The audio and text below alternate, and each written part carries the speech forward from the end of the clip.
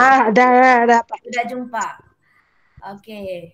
So, 2 minggu sudah cuti, sudah sambung lagi sekali PKP. Agak-agaknya boleh ke belajar untuk SPM bulan 3? Agak-agaknya boleh tak? Boleh. Boleh. Apa cikgu? Apa cikgu? Bulan 3 sudah SPM tau. Belajar Tahu. ini sambung lagi PKP. Sudah banyak kita ketinggalan. So, yang online pun berapa orang saja, sedih saya. Berapa orang saja yang online? 3 orang saja. 3 orang saja. Okey. Okay, Assalamualaikum dan salam sejahtera. So today, hari ini kita akan belajar mengenai lemak. Okay, so sebelum saya kenalkan kamu tentang lemak, okay, so sebenarnya setiap makanan, okay, setiap makanan kita tahu bahawa dia mempunyai lemak, okay, mempunyai lemak yang mana lemak tersebut selalunya kita akan dapati daripada contoh makanan dia susu, minyak kelapa, kacang tanah, daging dan mentega. Okay, kadang-kadang kalau mak kamu masak kari, mesti dia letak santan. Itu pun akan ada lemak. So, untuk nota pagi ni, tulis tajuk 5.4 lemak. Okay, sediakan pen dan buku 5.4 lemak. So, sila maksudkan maksud lemak. Okay, yang pertama, apa itu lemak? Okay, lemak ialah sejenis karbon organik, sejenis sebatian karbon organik yang mengandungi unsur karbon, hidrogen dan oksigen. So salin yang ini start daripada perkataan lemak, sehingga oksigen. Sejenis karbon organik. Maksudnya kalau kamu dibagi tahu mengenai sebatian karbon organik, so dia ada apa? Unsur karbon, hidrogen dan unsur oksigen. Apa kepentingan lemak ni? Kepentingan lemak ni, dia memberi kita tenaga. Dia memberi kita tenaga untuk lebih bertenaga dan dia akan memanaskan juga badan kita. So selamat datang kepada Najwa. Selamat datang kepada Najwa. Terima kasih hadir kelas saya. So selain daripada itu, adakah kamu tahu bahawa lemak juga akan memberikan kita, selain daripada lemak tu sebenarnya orang kata, cikgu tak baiklah cikgu nak makan lemak je cikgu. Lemak ni tak baik. Sebenarnya lemak pun ada kebaikan juga kepada diri kita. So selain daripada kebaikan, keburukan pun banyak juga. Sebab itu cikgu kata kena hati-hatilah memilih makanan, makan ikut kepada keperluan kamu. So bagaimana lemak? Kemudian dalam nota kamu tulis kat situ juga, lemak ada 2 keadaan iaitu pepejal dan cecair. Pepejal dan cecair. Lemak yang berkeadaan pada suhu bilik, lazimnya yang ini tak payah salin, nanti cikgu suruh salin, taruh salin. Yang pertama tadi cikgu suruh salin maksud lemak sahaja. Lemak ni dia wujud dalam keadaan pepejal, cecair. Lemak yang berkeadaan pada suhu bilik, contohnya selalunya dia daripada sumber lemak haiwan. Kambing ke, lembu ke, contohnya ayam, lembu, kambing dan ikan. Ikan pun ada lemak actually, Lemak yang berkeadaan cecair dikenali sebagai minyak. Yang kamu selalu goreng, mak kamu selalu goreng ikan, so menggunakan minyak. So minyak tersebut that is a lemak. Minyak lazimnya dia berasal daripada sumber tumbuhan. Contohnya minyak kelapa sawit, minyak kelapa dan minyak kacang soya. Kalau antara minyak-minyak ni, kebanyakan ni minyak kelapa sawit adalah minyak yang terbaik. Minyak kelapa sawit adalah minyak yang terbaik. Berbanding dengan minyak-minyak yang lain. Seperti hidrokarbon, lemak juga dapat dibahagikan kepada 2. So yang ini kena salin dalam buku nota. Boleh? Tadi maksud, so sekarang yang ini. So cikgu slow-slow sambil tu kamu boleh salin. Kalau tak sempat salin, nanti kita boleh buat waktu tutorial. Lemak. lemak tepu dan lemak tak tepu. Kita ada dua. Okay, persamaan dia adalah apa persamaan kedua-dua lemak ni? Okay, yang pertama, okay, sebatan organik yang mengandungi unsur karbon, hidrogen dan oksigen. Dua-dua lemak ini ada C, karbon, unsur karbon, dia ada unsur hidrogen dan unsur oksigen. Okay, dua-dua lemak ini dia tidak larut di dalam air. Okay, tidak larut dalam air dan sumber penting asid lemak di dalam badan. Okay, so apa perbezaan dia pula? Okay, lemak tepu, okay, sumbernya adalah daripada haiwan. Daripada mana haiwan tadi? Daripada kambing ke, lembu ke, ayam ke, daripada ikan, so daripada haiwan. Okay, tapi lemak tak tepu dia daripada tumbuhan. Daripada mana tadi cikgu kata? Minyak kelapa sawit, minyak kelapa, minyak matahari, minyak soya. Itu adalah contoh minyak daripada tumbuhan. Okey.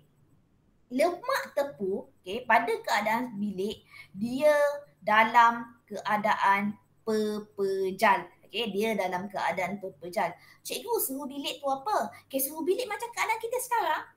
So contohnya kamu letakkan, kamu cubalah letak butter. Kan beli buttercup yang kan mak kamu selalu masak kek guna buttercup.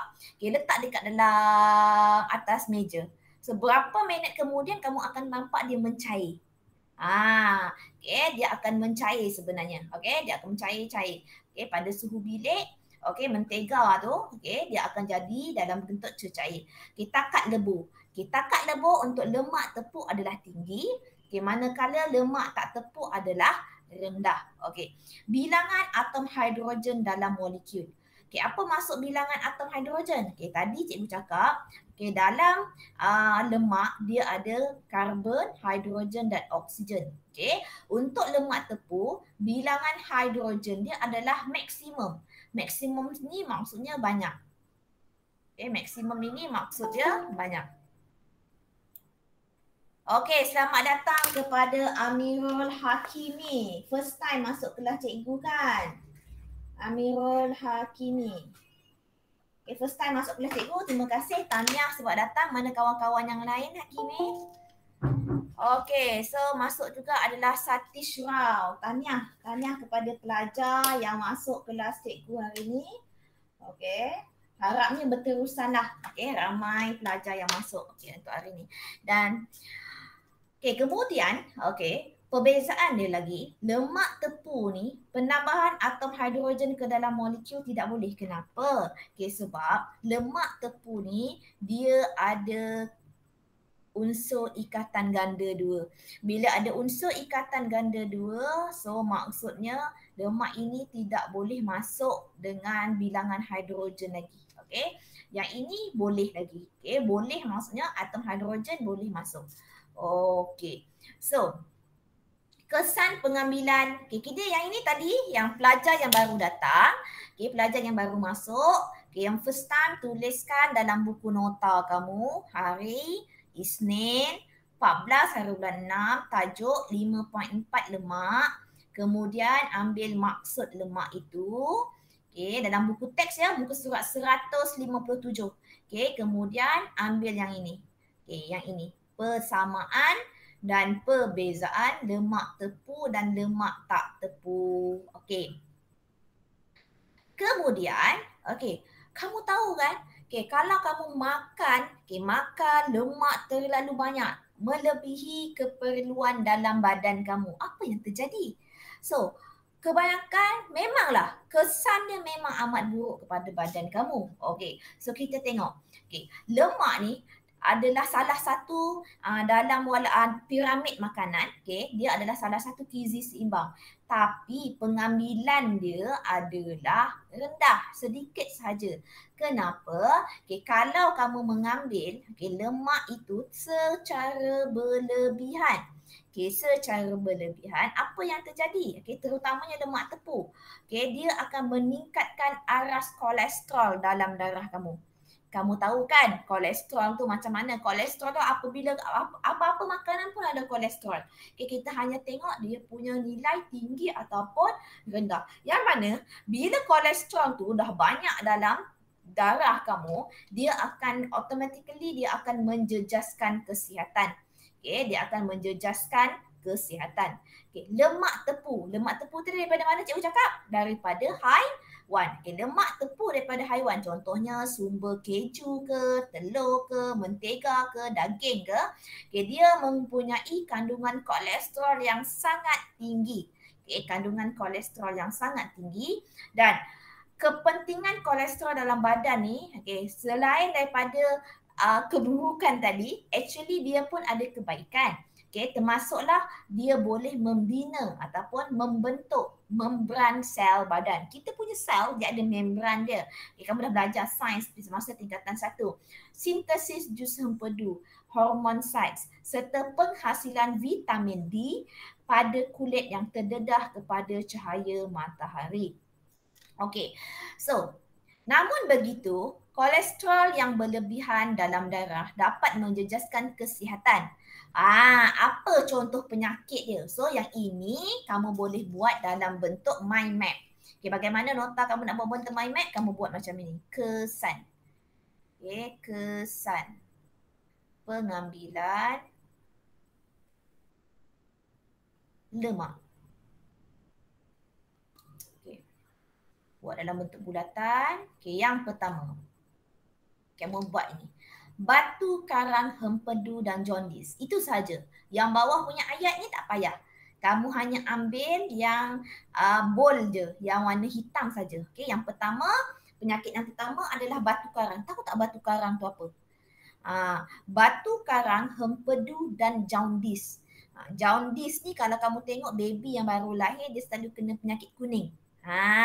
Itulah penyakit jaundice. Yang mana kalau tengok dia punya mata dia kuning, kulitnya pun akan warna kuning. Contoh macam anak-anak saya pun kebanyakannya anak-anak saya pun bila lahir dia akan mengalami jaundice, iaitu penyakit kuning. Sebabnya dia punya hempedu tu tak dapat lagi nak menukarkan apa yang dia makan tu, susu tu kepada sintesis lagi, tak dapat lagi nak proses lagi. Okay, so kolesterol yang berlebihan dalam darah dapat membentuk, kalau orang dewasa, okay, dapat membentuk batu karang hempedu. Ini kepada orang dewasa. So batu karang hempedu yang akan menyekat salur hempedu. Okay, salur hempedu yang tersekat boleh menyebabkan jaundice. Okay, yang kedua, so kamu buat nota lagi yang kedua. Okay, yang ini, mendapat kolesterol pada bahagian dalam dinding arteri dan namanya adalah aterosklerosis. Apa tu? Maksudnya, cuba kamu tengok sini gambar ni.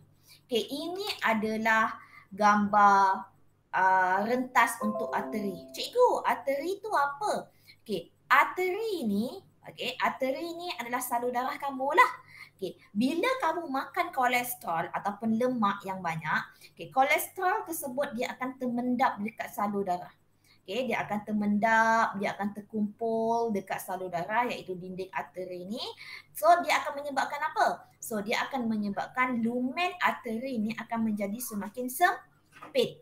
Okay, bila dia semakin sempit, okay, dia akan mengganggu apa?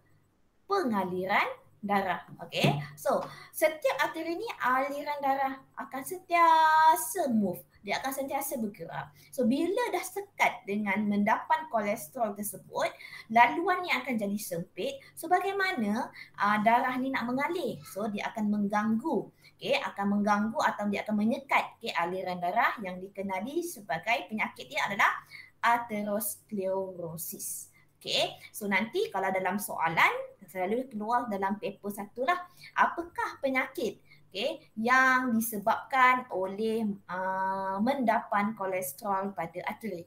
So kamu boleh sebut penyakit dia adalah aterosklerosis. Okay, aterosklerosis ni bila, okay, dah ada kolesterol yang termendap, okay, menyekat aliran darah ni, dia akan menyebabkan hypertension. Apa tu hypertension? Tekanan darah tinggi. Okay, selain daripada tekanan darah tinggi, okay, penyakit stroke. Okay, yang mana pernah tak? Okay, penyakit stroke ni kalau kamu tengok mulut sengit, kadang-kadang dia akan mengganggu stroke ni. Okay, apabila salur darah kamu, bila tadi dia dah sempit, So aliran darah tak dapat nak masuk dan tak dapat berjalan dengan lancar, so dia akan burst. What is meaning of burst? Dia akan meletup, dia akan pecah. Okay, salur darah tersebut dia akan pecah. Okay, bila dia akan pecah, itulah yang menyebabkan stroke. Okay, kadang-kadang dia ada dua keadaan. Stroke yang pertama mungkin dia dalam pada otak. Ada pernah ketika arwah ibu mertua saya, dia terpecah dekat salur darah dekat otak. Okay. Bila terpecah dekat dalam keadaan otak, so dia akan menyebabkan orang tu koma terus sebab dia melibatkan otak. Tapi yang salur darah yang pecah dekat kawasan yang lain dekat tubuh badan, itu yang akan menyebabkan mulut kamu sengit. Itulah salah satu dia punya kesan. Okay. So bila arteri ni dia terus pergi ke otak, okay? Bila dia pecah, dia akan jadi stroke. Dan selain daripada itu, serangan jantung, heart attack, okay? Heart attack yang akan membawa maut. Ingat tau, bukan heart attack, serangan jantung bukan hanya sekadar kepada orang tua saja. Sekarang ni umur 30-an pun boleh terkena, macam saya lah, umur saya kan, boleh terkena tekanan jantung. Lagi-lagi bila saya tengok 5 omega dapat keputusan tak elok dalam SPM, kena terus Cikgu Ziana heart attack. So saya tak boleh stres. So pelajar-pelajar 5 omega mesti akan dapat keputusan yang bagus dalam SPM tahun depan bulan 3. Jangan lupa tau. Okay, bulan 3 tak lama lagi.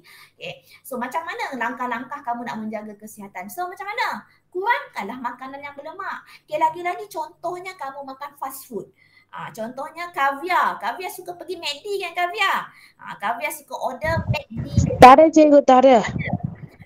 Betul ke? Pizza. Saya pergi pizza. Satya mesti dia suka pergi order McD, Delivery pukul 3 sampai pukul 6. Ayam McD harganya 5 ketul dapat RM19. Kan? Mana ada cikgu?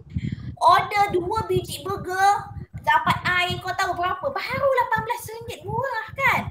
Sebab tu itulah salah satu pengambilan lemak. KFC, McD, Mary Brown, benda yang fast food. Okay, benda yang fast food, burger. Contohnya, sedap.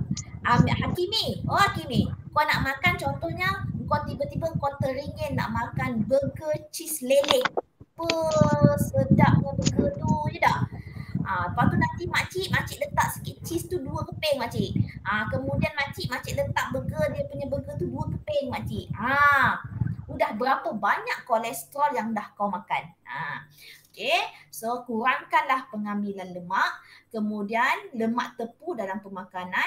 Okay, mengambil lemak tak tepu dapat merendahkan aras kolesterol. Okay, bukan semua lemak berbahaya sebenarnya. Okay, ada setengah lemak itu dia bagus untuk badan kamu. Sebab itu, kalaulah badan kamu tak ada lemak, cikgu, saya tak nak cikgu langsung nak makan benda lemak cikgu. Tak boleh. Kamu kena juga makan benda yang berlemak. Kenapa? Sebab pengambilan lemak ini akan memanaskan badan kamu. Sebab tu badan kamu panas. Sebab tu badan kamu terasa panas. Kalau tak kamu tak lemak, macam mana lah badan kamu kecut je, sejuk je. Saya tak ada penebat dekat badan. Okay.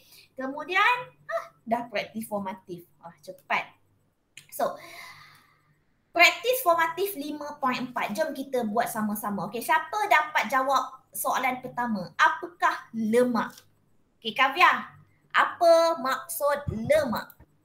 Maksud yang pertama sekali lemak ialah sejenis sebatian karbon organik yang mengandungi unsur karbon, hidrogen dan oksigen. Hebat Kavya. TP3 untuk Kavya. Okay, so mana Kavya dapat? Ya, betul lah Kavya. Okay, you dapat betul. Lemak yang ni kan kamu ambil dari sini kan. Lemak ialah sebatian karbon organik. So kamu punya tulis sekarang dalam buku nota kamu. Okay, tulis dalam buku nota kamu. Cikgu nak salin soalan ke? Tak payah pun, tak payah. Okay, tulis yang ini tajuk. Praktis formatif 5. Ya. Yang itu kesan pengambilan lemak itu mind map punya. Mind map punya, ya. Nak tulis dua saja ke cikgu? Dua saja. Dua saja. Kesan pengambilan lemak. So kalau kamu nak tambah lagi, arteriosclerosis tadi, kamu nak tambah lagi, dia boleh menyebabkan hypertension. Kamu boleh tambahlah contoh dia tekanan stroke. Boleh tambahkan sikit lagi. Serangan jantung. So kamu hari ni kamu belajar tentang lemak sahaja. Okey. So lemak dah dapat jawab. Okey. So kita pergi kepada yang kedua. Okey, soalan dua. Siapa dapat jawab? Namakan satu contoh lemak dan sumbernya. Namakan satu contoh lemak. Kita ada belajar berapa contoh lemak? Lemak ada berapa jenis tadi? Ada? Empat. Wosh, 4 pula ini. Lemak ada berapa? 3. Yang pertama, 3 pula. Yang ni 5.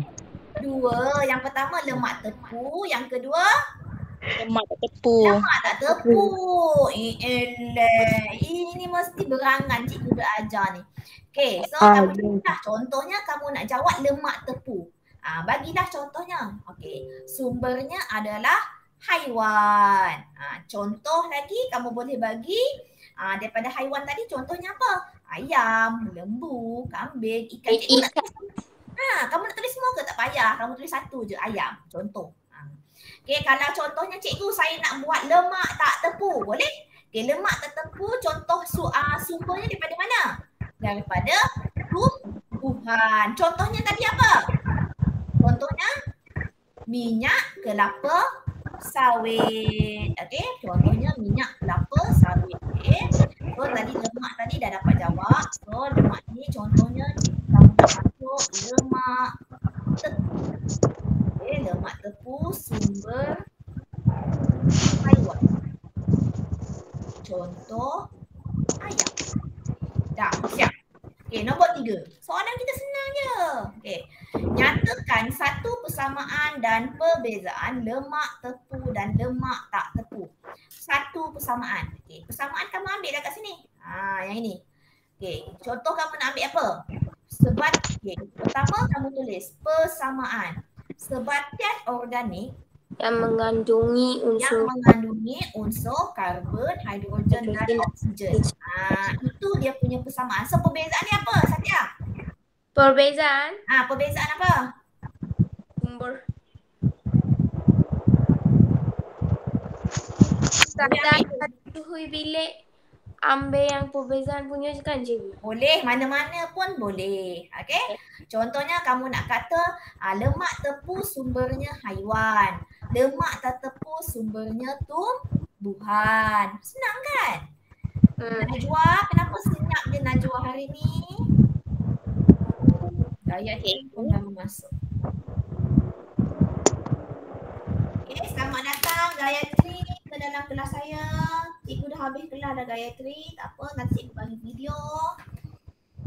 Okey. Kemudian, dah siap yang itu. Sikit dia. Lepas ni kelas apa ni? Kavia, lepas ni kelas apa? PE cikgu. Matematik. PSV. PSB. PJPK. PJK pula. Ada satu, betul. Okey, dah siap soalan nombor 3. Okey, soalan nombor 4. Nyatakan 3 masalah kesihatan yang disebabkan oleh pengambilan makanan. Apa tadi? Masalah apa tadi? Sakit? Stroke. Lagi? Stroke dengan darah tinggi, tekanan darah. Tekanan darah tinggi. Lagi? Serangan jantung. Serangan jantung. Okey. So ada 3 masalah kesihatan yang telah kamu dapat. Cikgu nak salinan soalan tak? Kamu nak salinan soalan terpulang kepada kamu. Tak nak buat pun tak apa. Asalkan ada jawapan. Okey? So, yang itu macam mana? dah siap. Ayah Najwa. Nombor 3 tu jawapan ni macam mana? Nombor 3. Nak ambil yang mana? Nombor 3 yang atas ni sayang. Ni. Nampak? Muka surat 158. Yang ni. Okay. Contohnya cikgu cakap lah. Okay. Persamaan lemak tepu dan lemak tak tepu. Kamu ambil sebatian organik yang mengandungi unsur karbon, hidrogen dan oksigen. Contohlah. Kalau kamu tak nak ambil itu, kamu ambil yang ini. Kamu ambil yang ini. Mana-mana lah. Itu untuk persamaan. Perbezaan, pilihlah mana-mana satu. Contohnya, lemak tepu sumbernya haiwan. Lemak tak tepu sumbernya tumbuhan. Okey. Okey, pandai dah budak-budak ni. Lagi, silalah masuk kelas saya everyday. Ajaklah kawan-kawan Hakimi, Sati. Ajak kawan-kawan Ansha, Najwa. Ajaklah kawan-kawan masuk Julita, dah lama tak masuk kelas saya. Ajak ramai-ramai masuk kelas saya. So nanti kita mesti bersemangat untuk SPM tahun 2021 bulan 3 tahun depan. Okey. Sebabnya kamu punya subtopik ni banyak lagi. So kamu ada 4 lagi subtopik yang saya kena habiskan. So kena datanglah setiap hari. So jom kita jawab soalan buku kerja muka surat 51. Okay. Semua tengok buku ini, buku kerja. Okay, nampak ke buku kerja cikgu? Muka surat 51. 51.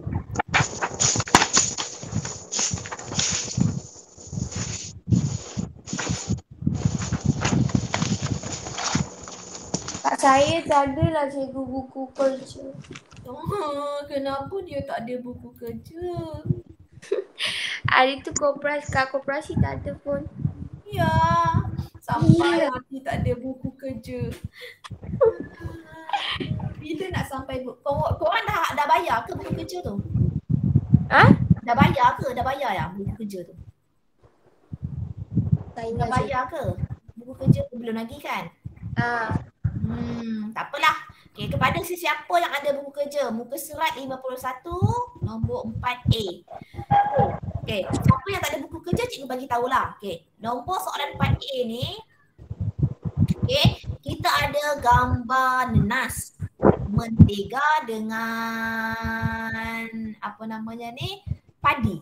Okay, manakah dia kata, ini alkohol, salah. Lemak tak ada lah dalam buku kerja ni weh. Okay. Lemak tak ada. Saya ingat ini alkohol kita dah buat minggu lepas. Okay. So, cancel buku kerja. Okay, sebab kita dah jawab. Ini kita dah jawab. Okay. So, kita dah jawab. Okay. So, itu sahaja untuk kelas hari ni. So, sebenarnya hari ni saya nak habiskan sampai kelapa sawit. Minyak kelapa sawit ni. Sebabnya tadi dah janji dah dengan Lema ni. Nak belajar untuk buat sabun. Nanti kita nak buat satu projek mengenai sabun. Okay, buku kerja tak ada. Buku kerja 51 kita dah buat minggu lepas. So, kita nak belajar mengenai minyak sawit. So, esok kita akan belajar mengenai minyak sawit. So, tolong datang kelas cikgu esok okay, kita nak belajar minyak sawit. Kemudian kita nak tengok bagaimana nak buat sabun. Bagaimana kita nak buat sabun. Seronok kan? So itu adalah projek kita untuk projek kamu kedua. Okay, projek kamu kedua untuk sains kita, PBD projek kita adalah buat sabun. Okay, so jumpa lagi untuk kelas akan datang. Terima kasih datang. Okay, so jaga diri baik-baik. So sila siapkan tadi nota kalau tak siap lagi dan latihan dalam buku. Okay, terima kasih semua. Assalamualaikum dan selamat sejahtera. Bye. Okay, cikgu. Bye. Bye. Jaga diri baik-baik. Cikgu, bye. So, 7 orang datang hari ni kan? 1, 2, 3, 4, 5, 6, 7. Terima kasih datang. Bye. Bye.